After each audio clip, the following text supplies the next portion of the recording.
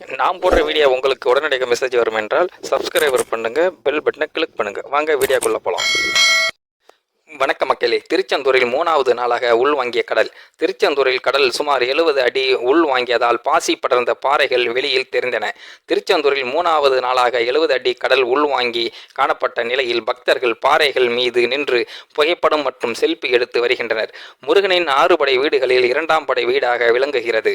தூத்துக்குடி மாவட்டத்தில் உள்ள திருச்செந்தூர் அருள்மிகு சுப்பிரமணிய சுவாமி திருக்கோவில். இந்த கோவிலுக்கு வருகை தரும் பக்தர்கள் எண்ணிக்கைகள் நாளுக்கு நாள் அதிகரித்துக் கொண்டே வருகிறது.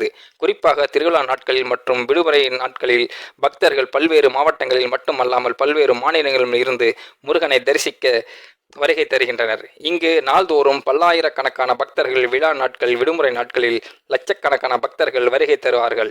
இந்த நிலையில் திருச்செந்தூர் முருகன் கோவிலுக்கு வருகை தரும் பக்தர்கள் கோயில் முன்பு கடலில் புனித நீராடுவதையும் வழக்கமாக கொண்டுள்ளனர்.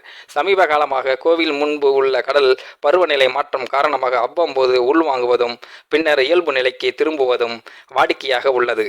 அது மட்டுமல்லாமல் அமாவாசை, பௌர்ணமி நாட்கள் கடல் நீர் உள்வாங்கியும் காணப்படும்.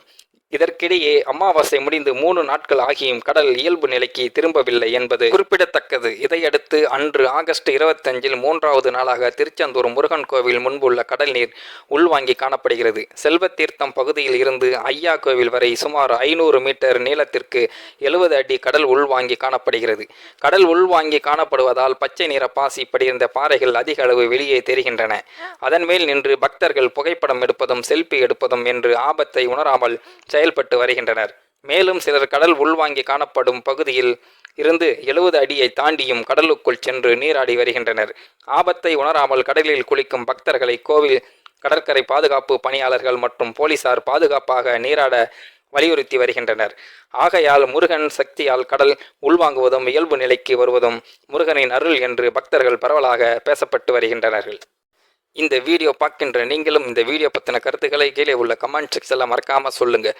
வீடியோ பிடித்திருந்தால் லைக் பண்ணிக்கங்க, மற்றவங்களுக்கும் ஷேர் பண்ணிக்கங்க. அப்படியே நம்ம சேனலையும் சப்ஸ்கிரைப் பண்ணிக்கங்க. நன்றி, வணக்க மக்களே.